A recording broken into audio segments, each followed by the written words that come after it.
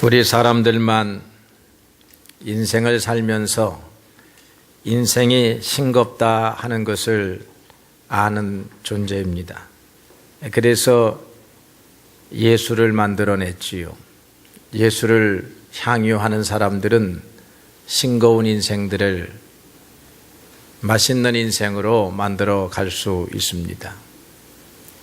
뿐만 아니라 인생은 메마르고 건조하고 황폐해서 이 건조한 인생을 또 치료하는 하나님이 주신 은혜가 있는데 그것이 바로 신앙입니다. 오늘 여러분들이 우리 찬양대의 찬양에 감동을 받고 또 은혜를 받은 것은 우리 인생을 풍요롭게 하는 것이 예술이기 때문에 그렇습니다. 그런데 예술과 음악, 미술 가운데 이처럼 하나님을 찬양하고 하나님을 영화롭게 하는 예술이라고 하면 이것이 금상첨화가 되지 아니할까 생각합니다. 오늘 이 세상에는 믿음이 없는 사람은 아무도 없습니다. 누구나 다 믿음을 가지고 있지요.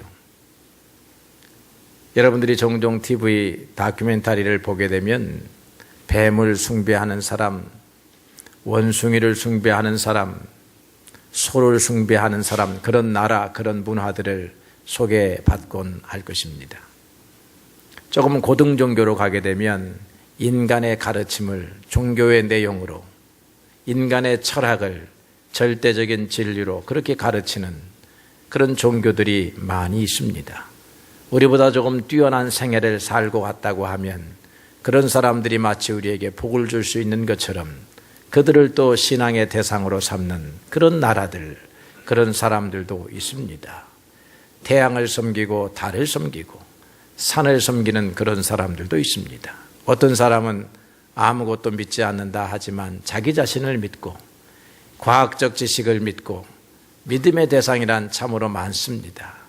그러나 오늘 우리가 예수님을 믿는 것은 우리가 믿는 하나님이 이 땅에 유일하게 보내신 구세주이기 때문에 그런 것입니다.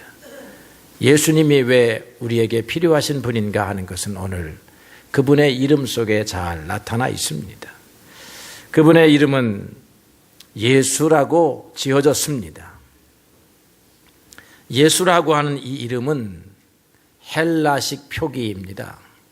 예수님이 이 땅에 오실 때에는 헬라, 그러니까 알렉산더 대왕의 나라 그리스가 전 세계를 점령을 해가지고 그 문화가 로마 시대까지 이어져 있었기 때문에 그 당시에 공통된 언어는 오늘 그리스어, 헬라어라고 하는 것입니다. 그래서 많은 사람들에게 복음의 내용을 가르쳐 주려고 구약 성경의 언어인 히브리어를 헬라어로 번역해서 온 이방인들에게 알려주게 되었지요.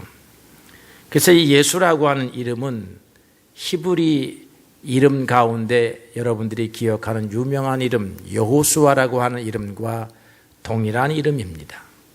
발음만 다른 것이지 내용은 동일한 것이죠. 여호수아, 영어로 조슈아 또는 예수아, 이런 말은요, 예수라고 하는 말에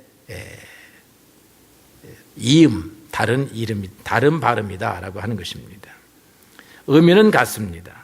그 의미는 무엇인가 하면 여호와께서 구하신다. 구원은 인간에게 있지 않고 하나님의 은혜와 능력으로 인생을 구원하신다라고 하는 의미에서 구원자로 세운 자들을 이런 이름을 부여했습니다. 그래서 구약시대에는 모세의 뒤를 이어서 여호수아 장군이 나타나서 이스라엘 백성을 가나안 땅까지 잘 인도하여 그 백성들에게 구원의 길을 인도하는 그런 사람이었습니다. 예수님이 오고 나서는 인생들을 죄에서 구원하시려고 하나님의 아들의 이름이 예수라고 이렇게 붙여졌습니다. 그래서 우리가 예수님의 이름을 부를 때에 그 이름의 뜻이 무엇이냐 하면 하나님이 구원하신다라고 하는 뜻입니다. 그래서 사도들은 복음을 전할 때에 주 예수를 믿으라. 그리하면 너와 내 집이 구원을 얻으리라. 그렇게 선포하는 내용을 복음의 핵심 내용으로 삼았습니다. 구약시대에 보게 되면 구원이라고 하는 것은 세 가지의 특징을 갖습니다. 하나는 이 구원의 내용인데요, 현재 우리가 당하고 있는 인생의 고통으로부터 구원받는다라고 하는 것입니다.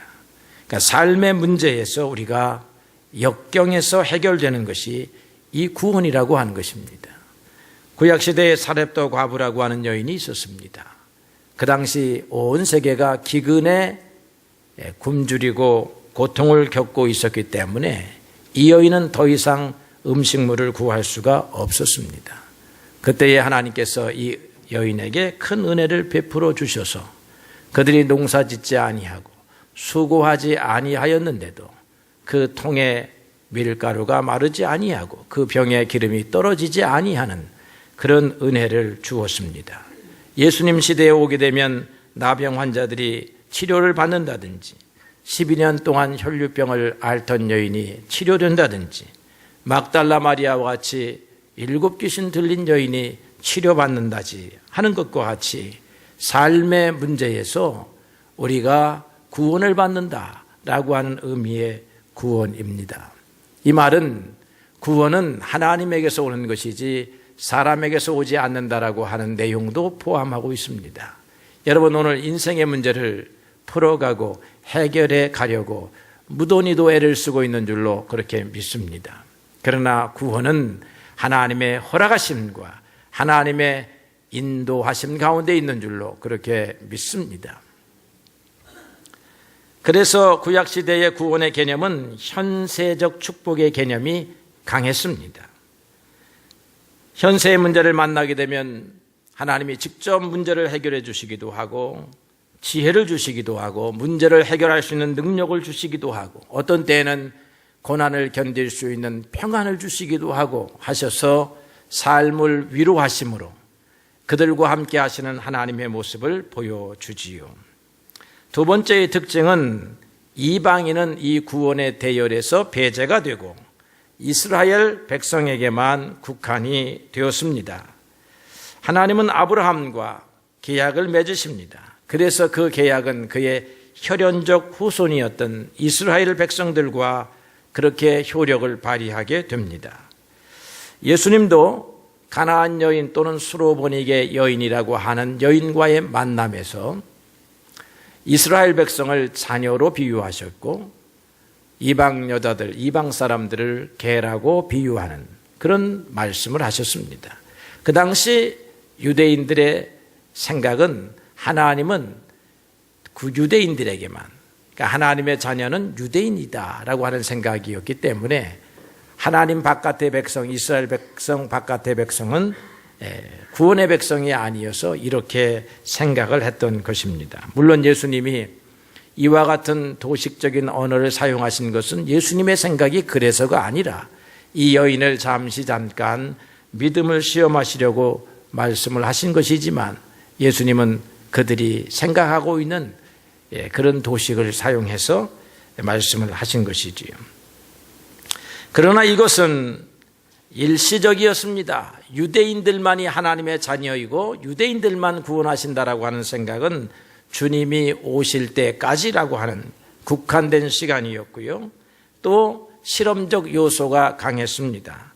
나중에는 결국 하나님이 이 구원을 이방인 온 세계 만민에게 베푸실 것인데 일단 이스라엘 백성들을 잠깐 택하셔서 그들이 과연 율법을 지킬 수 있는지 율법을 주고 그것을 실험했다 하는 이런 요소가 강하다고 할 것입니다. 세 번째로 구약시대의 구원의 특징은 하나님의 계명을 구원을 받기 위해서는 지켜야 했습니다. 율법이 하나님의 계명인데 이 율법을 지켜야 했지요. 이스라엘 백성이라 할지라도 율법을 지키지 아니하면 구원 또는 현세적인 축복에서 배제가 되고 하나님의 은혜를 입지 못하는 것이었습니다. 그러나 이제 예수님이 오시고 나서부터는 구원의 지평이 확대되고 넓어집니다. 그러니까 현재 당하는 고통에서 하나님의 도움으로 구원받는 그런 구원도 포함하고 그것을 넘어서서 우리를 죄에서 구원받아 영원한 하나님의 나라, 천국, 영원한 생명, 이런 현세적인 축복에 더하여서 영생이라고 하는 개념이 추가되는 것이 예수님 이후의 구원의 개념이라 할 것입니다. 그래서 구약시대에는 전도서를 보니까 살아있는 개가 죽은 사자보다 낫다라고 해서 이 현재의 축복을 받지 못하면 죽어서는 아무런 의미가 없다, 이렇게 생각을 했습니다. 오늘날 많은 사람들이 이런 생각을 가지고 살아가고 있지요. 축복은 이 땅에서만 받아야 한다. 이 땅에서 고통만 받고 일생을 마치게 되면 의미가 없는 것이다, 그렇게 생각하게 되지만 예수님이 와서 은혜를 주시고 나니까 사도 바울은 이렇게 고백을 했습니다. 나는 빨리 이 세상을 떠나서 주님과 함께 있고 싶다. 빌립보서 1장 23절에 보니까 이 세상을 떠나서 그리스도의 곁에 있고 싶습니다. 그 이유는 그것이 훨씬 행복하기 때문입니다. 이렇게 고백을 했습니다. 그래서 사도 바울은 사나 죽으나 우리가 그리스도의 것이라 라고 했고, 주님께서 이 땅에서 주시면 이 땅에 생명을 주시는 한 열심을 다하여 살고, 혹 이 땅에서 우리가 생명을 마감하는 날이 되면 더 좋은 곳, 하나님이 예비하신 곳에 간다고 하는 그런 은혜를 우리가 입게 된 것입니다. 이런 생각을 아직 우리 젊은이들에게는 가르쳐주고 싶지 않지만 이제 요단강 건너 하나님의 나라에 가실 가까이 되신, 인간의 수명으로 가까이 되신 어르신들의 입장에서 보게 되면 이것 또한 놀라운 복된 소식이 아닐 수 없는 것입니다. 이렇게 구원의 지평이 이 땅에서의 행복과 그리고 저 나라, 우리가 육신의 죽음을 맞이하고 난 다음에 오는 영원한 생명에까지 확대가 됩니다. 뿐만 아니라 대상에 있어서도 확대가 됩니다. 이스라엘 민족만 구원받는 것이 아니라 이방인을 비롯한 온 세계의 백성들이 구원을 받습니다. 하나님 앞에 얼굴을 잘 보이려고 성소에 찾아 나오는 그런 사람들만, 예루살렘 성전에 찾아 나오는 사람들, 갈릴리 땅에 있다가 나사렛 땅에 있다가 6월절이 되고 77절이 되고 초실절이 되고 장막절이 되면 성전에 찾아 나오는 그런 사람들만 하나님이 지켜보시고 성전에서 사랑하시는 것이 아니라 오늘날 이름 모를 섬에 있어도, 이름 모를 바다 끝에 가 있어도 하나님께서 당신의 백성들, 선지자들 그리고 선교사들을 보내어서 그들에게 하나님의 사랑을 전하고 증거하여 불러 모으시는 하나님을 우리가 신약시대에 와서 보게 되는 것입니다. 옛날에는 고르시는 하나님을, 골라내시는 하나님을 우리가 구약성서에서 보았다라고 하면 오늘 이 은혜의 시대에는 우리에게 찾아오셔서 우리를 부르시는 하나님, 우리가 어느 곳에 있어도 하나님의 품 안과 손 안에 있다라고 하는 이 놀라운 사실이 우리에게 전해졌다라고 하는 것입니다. 뿐만 아니라 세 번째로는 율법 준수를 통한 구원을 폐하시고 하나님이 보내신 아들 예수를 믿는 믿음을 통해서 구원을 허락하셨습니다. 왜 그렇습니까? 율법은 온전히 지키지 아니하면 저주가 되기 때문인 것입니다. 9가지를 잘해도 범죄하면 어디갑니까? 수갑차고 교도소에 가는 것입니다. 오늘 성실하게 살았다 하더라도 인생에 큰 범죄를 저지르게 되고 잘못 저지르게 되면 그것 때문에 약간 살아온 삶이 성실했다고 하면 가명은 될 수 있어도 그 죄 자체는 없어지지 않는 것과 마찬가지입니다. 우리가 율법을 지켜야 하나님 앞에 인정을 받아서 구원을 받게 되는데 우리가 율법을 온전히 100% 지킬 수 있는 능력이 없었다라고 하는 것입니다. 그래서 사도 바울은 갈라디아서 3장 10절의 말씀에 율법에 속한 자들은 저주 아래 있나니 기록된 바 누구든지 율법책에 기록된 대로 모든 일을 행하지 아니하는 자는 저주 가운데 있느니라 하였습니다. 그랬습니다. 뿐만 아니라 3장 11절에 보니까 하나님 앞에서 아무도 율법으로 말미암아 의롭게 되지 못할 것이 분명하니 이는 의인은 믿음으로 말미암아 살리라 하였습니다. 그렇게 말하고 있습니다. 또한 사도 바울은 갈라디아 교회의 성도들에게 여러분들은 어떻게 해서 하나님의 선물 성령을 선물로 받았습니까? 라고 질문을 하고 그 선물이 율법을 잘 지켰기 때문입니까? 아니면 예수 그리스도를 믿는 믿음 때문입니까? 이렇게 질문했습니다. 오늘 여러분들이 하나님 앞에 사랑받고 인정받는 것이 여러분들의 행위가 선하기 때문입니까? 아니면 여러분들이 예수 믿어 하나님의 은혜 가운데 속하였기 때문입니까? 구원이, 은혜가, 축복이 하나님의 선물입니까? 아니면 여러분들의 행위의 대가입니까? 이것을 오늘 우리에게 가르쳐주고 있다라고 할 것입니다. 왜 그렇습니까? 왜 우리는 믿음을 가지면 하나님의 복을 받습니까? 무슨 믿음이기 때문에 그렇습니까? 예수 그리스도께서 하나님께서 보내신 하나님의 아들이시라고 하는 사실을 믿는 그런 믿음입니다. 그리고 고린도전서 15장 3절에 의하면 예수 그리스도께서 우리의 죄를 대신하여 죽으셨다라고 하는 사실을 믿는 그런 믿음입니다. 믿음으로 구원받고 믿음으로 축복받는 것은 우리가 예수 그리스도를 이렇게 고백하는데, 첫째로는 예수 그리스도만이 이 땅에 오신 하나님이 보내신 유일한 하나님의 아들이십니다 라고 하는 것과, 그 예수 그리스도께서 우리를 사랑하셔서 우리의 죄를 위하여 대신 죽으심으로 우리는 죄의 사슬에서 속량되었습니다 하는 사실을 믿는 것입니다. 이런 사람들에게는 은혜가 오는 것입니다. 예수님의 또 다른 이름이 오늘 기록되기를 임마누엘이라 이렇게 기록되었습니다. 그러면서 임마누엘의 뜻을 우리에게 알려주었는데요, 이 말의 의미는 하나님이 우리와 함께 계신다라고 하는 그런 뜻입니다. 구약시대에는요, 하나님께서 한 특정한 사람과 그리고 일시적으로만 함께 했습니다. 하나님이 함께 하셔야 여러분들의 인생이 풀리는 것인데, 하나님이 함께 해주셔야 하는데, 구약시대에 보니까 특정한 사람과 함께 하십니다. 요셉을 보니까요, 여호와께서 요셉과 함께 계심으로 그가 형통한 자가 되었다라고 기록합니다.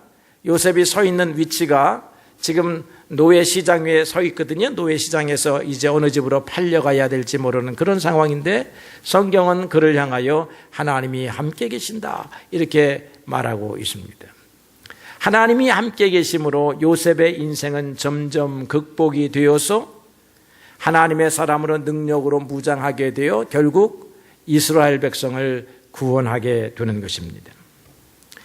하나님께서 모세를 불러내실 때에도 모세는 하나님, 나는 바로 앞에 설 수가 없습니다 라고 할 때에 내가 너와 함께 있으리라 그렇게 말씀하심으로써 모세에게 하나님이 함께 하셔서 하나님의 능력이 함께 하심으로 그의 능력이 애굽 왕의 능력을 능가하게 되었다라고 하는 것입니다.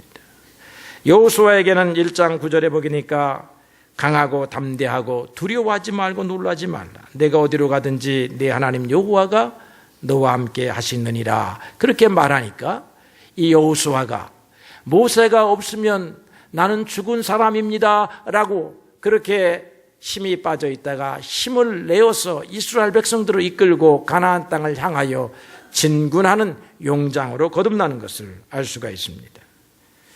사무엘상 16장에 보니까 다윗에게도 이와 같은 은혜가 임하였습니다.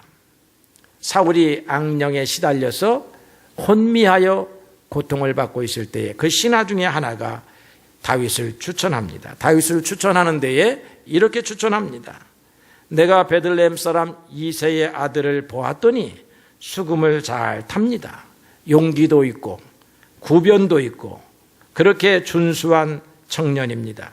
여호와께서 보니까 함께 하는 청년이더이다. 이렇게 소개합니다.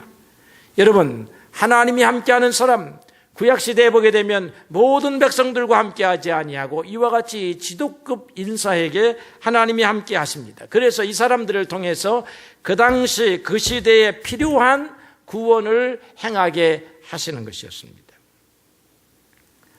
그러나 예수님이 오시고 난 이후로는 하나님이 함께 하시는 인물은 엄밀한 의미에서 예수님 한 분입니다. 어느 누구와도 하나님이 함께하지 않습니다. 하나님이 함께하시되 온전히 함께하시는 유일한 인물, 그분이 바로 예수님입니다. 하나님이 인류의 위대한 스승들과 함께 하시는 것이 아니라 예수님과 함께 하십니다. 예수님은 이 땅에 보내시는 하나님이 함께 하시기로 약속한 유일한 분으로 이 땅에 오셨습니다. 그래서 예수님은 다윗은 시대가 지나고 나면 다른 사람을 택해야 합니다. 모세는 시대가 지나고 나면 다른 사람을 택해야 하지만 예수님은 시대가 지나도 다시 바뀔 필요가 없는 영원한 왕이시라고 하는 것입니다. 영원한 제사장이요 영원한 선지자이십니다. 하나님이 세우신 영원한 깃발이요 기치이십니다. 하나님이 주신 구원의 유일한 이름으로 오늘 우리에게 왔습니다. 구약에서 문제가 생기면 모세의 시대에는 모세를 찾아가고 다윗의 시대에는 다윗을 찾아가고 사무엘의 시대에는 사무엘을 찾아가서 구원의 은총을 누리게 되지만 이제 우리는 누구를 찾아갑니까? 우리는 예수님을 찾아가게 되는 것입니다. 수고하고 무거운 짐진 자들아 다 내게로 오라. 내가 너희를 쉬게 하리라. 수고하고 무거운 짐을 내려놓을 수 있는 유일한 능력을 가지신 분은 바로 예수님이라고 하는 것입니다. 그러면 우리는 어떻게 하나님과 함께 할 수 있습니까? 우리는 하나님이 온전히 함께 하시는 예수님을 믿음으로 예수님과 함께 함으로 하나님과 함께 할 수 있다라고 하는 것입니다. 하나님과 함께 할 수 있는 방법은 다른 방법이 없습니다. 여러분들이 하나님이 보내신 예수님과 함께 할 때 함께 하는 것입니다. 모세를 보냈는데 다른 사람을 따라가면 하나님과 함께 할 방법이 없습니다. 다윗을 보냈는데 다윗 이외의 사람을 따라가면 하나님과 함께 할 방법이 없습니다. 오늘 우리가 하나님과 함께 할 수 있는 방법은 예수님과 함께 할 때라고 하는 것입니다. 예수님과 함께 할 때에 구원도 오고 평강도 오고 은혜도 오고 도우심도 오고 축복도 오고 인생의 승리도 얻을 수 있게 되는 것입니다. 그래서 예수님께서는 나를 떠나서는 너희가 아무것도 할 수 없다라고 그렇게 말씀하고 있습니다. 사도 바울은 그의 서신서 로마서, 갈라디아서, 에베소서, 빌립보서, 골로소서 이 서신서에서 그리스도 안에 있으라 이런 복음을 가르쳐 주는 것입니다. 하나님과 함께 있고자 하는 사람은 그리스도 안에 있어야 하는 것입니다. 로마서 3장 24절에 보니까 하나님께서 그리스도 안에 있는 속량이라 이렇게 말했습니다. 하나님의 죄의 용서는 그리스도 안에 있다는 것입니다. 로마서 5장 21절에 보니까 그리스도로 말미암는 영생이라 그렇게 표현했습니다. 다른 이로부터 말미암는 영생이 아닙니다. 우리의 스스로의 노력으로부터 오게 되는 영생이 아니라 그리스도 안에 있는 영생, 그리스도를 통하여 흘러나오는 영생입니다. 로마서 8장 32절에 보니까 그 아들과 함께 주시는 모든 복이라 그랬습니다. 우리가 이 땅에서 받기를 원하는 모든 복은 그 아들 안에 있습니다. 다른 곳에 있지 아니합니다. 복을 얻기 위해서는 그리스도라고 하는 광산으로 가야 하는 것입니다. 그리스도 안에 있는 하늘의 신령한 복이라고 에베소서 1장 3절에 말합니다. 여러분, 신령한 복도 있고 육신의 복도 있습니다. 육신의 복만 따라가는 사람들은 하나님을 알지 못하는 사람들인데 신령한 복을 받아 그 영혼이 평안하고 강건하며 육신의 복을 받아 그 영혼이 형통하고 축복에 이르게 되는 것인데 신령한 복이나 육신의 복이나 땅의 복이나 다 하나님이 그리스도 안에 있게 하셨습니다. 그리스도 안에서 얻게 하셨습니다. 그리스도를 통하여 갖게 하셨습니다. 다른 곳에서는 얻을 수 없게 하셨습니다. 여러분이 이 땅에서 수고해서 재물을 얻고 명예를 얻어도 그것은 가시덤불일 뿐이라고 성경이 말하고 있지요. 그리스도 안에서 얻는 성공과 명예와 재물이 가시덤불이 아닌 우리에게 고통을 주지 않는 영원한 행복을 주는 그런 복락인 것을 저희들이 믿습니다. 하나님과 함께 해야만 인생이 승리하고 복된 생활을 하게 된다는 사실을 우리 모두가 부인하지 않을 것입니다. 여러분, 하나님과 함께하고 싶지 않으십니까? 아니, 하나님과 함께 해야 되지 않겠습니까? 그러면 증거가 무엇입니까? 기드온은 이렇게 말했습니다. 하나님께서 미디안에게 고난을 받는 이스라엘 백성들을 구원하시려고 이 사람 저 사람 찾으시다가 기드온을 주목하셨습니다. 기드온을 찾아갑니다.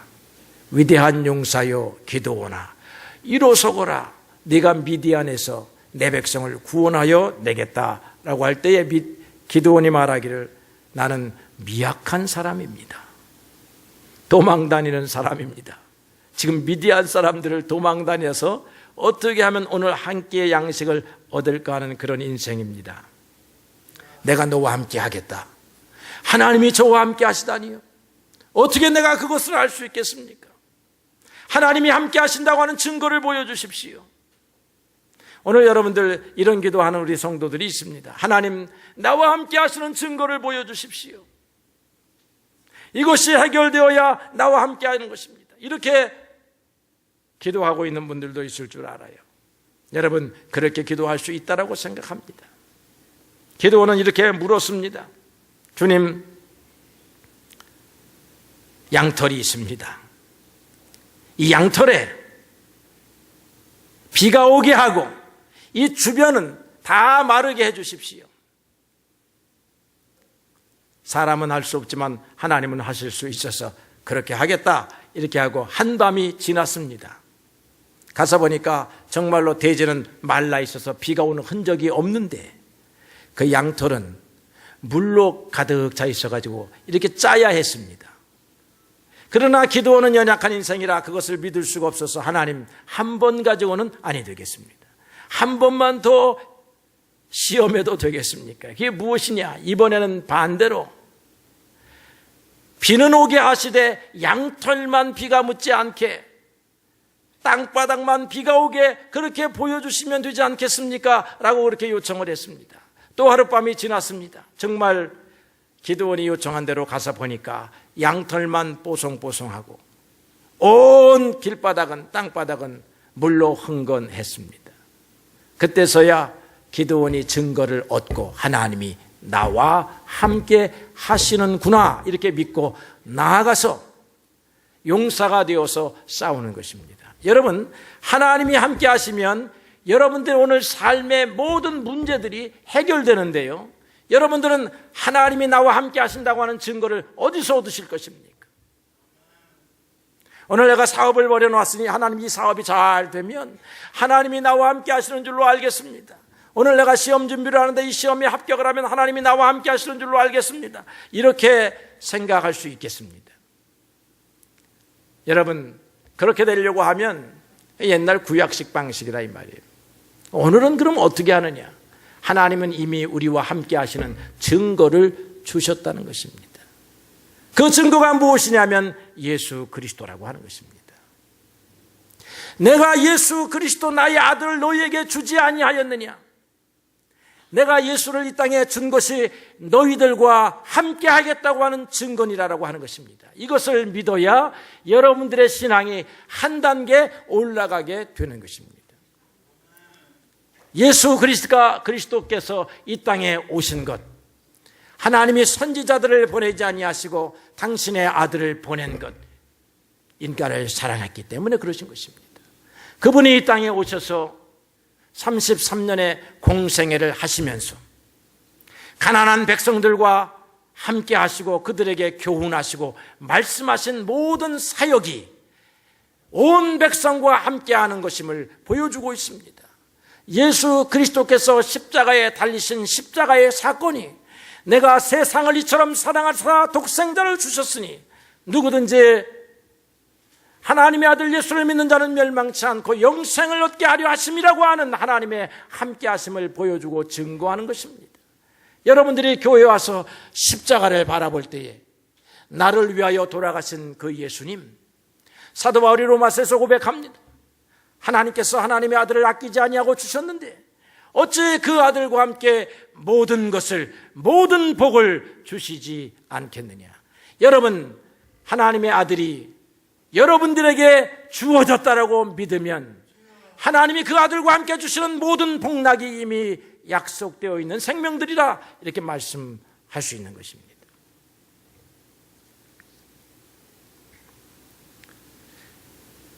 우리가 그렇다고 하면 우리가 할 일이 분명해집니다.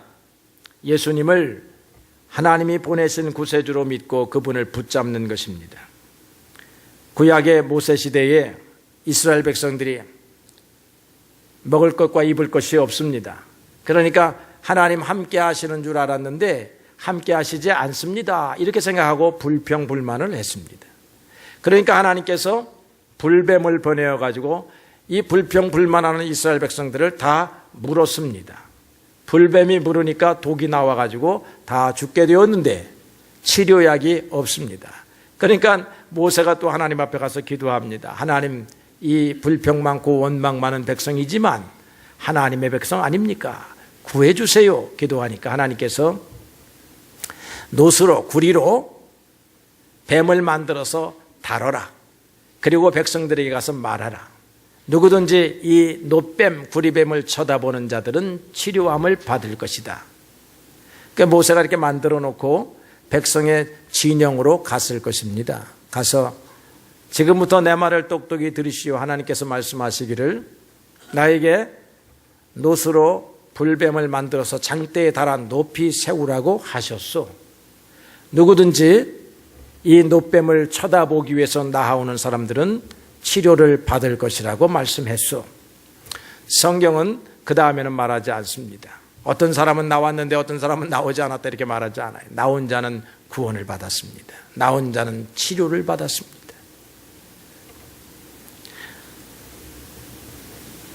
오늘도 우리는 예수님을 바라보면 되는 것입니다. 고단한 인생의 삶 앞에서 예수님을 바라볼 때에 여러분의 삶을 치료하시는 주님, 여러분의 삶의 문제를 해결하시는 주님을 만나게 됩니다. 지금으로부터 한 170년 전에 영국 콜체스터라고 하는 도시에 한 소년이 있었습니다. 예수님을 열심히 믿고 싶었지만 잘 믿어지지 않는 그런 소년이 있었습니다. 그러나 부모님을 따라서 교회는 열심히 다니는 소년이었습니다. 눈보라 폭풍이 왔습니다. 도시 전체가 마비되었습니다. 그래서 자기 집 앞에 있는 교회 넘어서 동네 저 어귀에 있는 자기의 교회를 갈 수가 없게 되었습니다.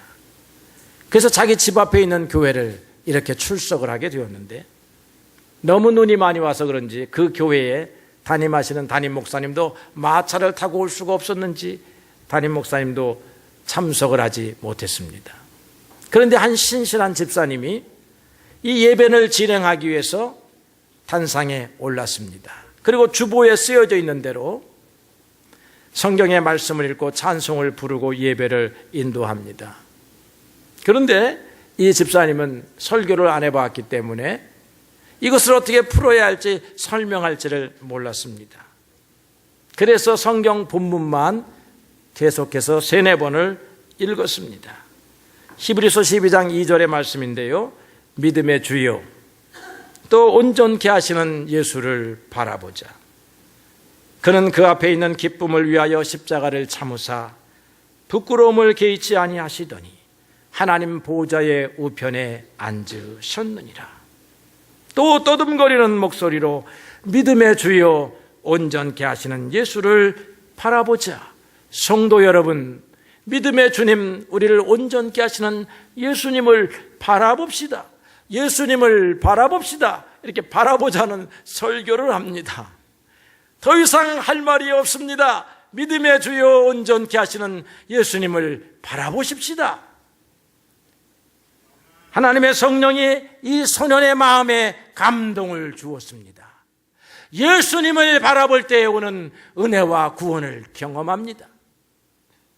이 소년이 영국 역사상 가장 위대한 설교가로 불리었던 스펄전 목사였습니다. 하나님은 이렇게 역사하는 것입니다. 믿음으로 예수를 바라볼 때에 그 예수가 우리를 온전케 하신다는 것입니다. 뒤틀린 인생, 부수어진 인생, 깨어진 인생, 상처받은 인생을 누가 온전케 하시는가 하면 주님이 온전케 하신다는 것입니다. 어떨 때 온전케 하시느냐? 주님을 믿음으로 바라볼 때에 온전케 하신다는 것입니다. 여러분의 삶이 깨어지고 위협받고 두려움에 가득 찰 때에 하나님이 우리를 위하여 보내신 구세주, 하나님이 내가 너와 함께 하노라 하는 은혜로 우리에게 주신 예수를 믿음으로 바라보며 우리의 부수어진 인생이 온전하게 된다는 것입니다. 여러분, 온전한 인생은 하나님이 함께 하시는 인생인데 예수님을 바라볼 때에 그런 인생이 오는 줄로 믿습니다. 마지막으로 여러분은 함께하고 싶은 사람이 있습니까? 어떤 사람이 사람에게서도 함께하고 싶은 사람이겠습니까? 우리는 하나님과 함께해야 하는 사람이지만 우리는 사람과도 함께해야 하는데 어떤 사람과 함께해야 되겠습니까?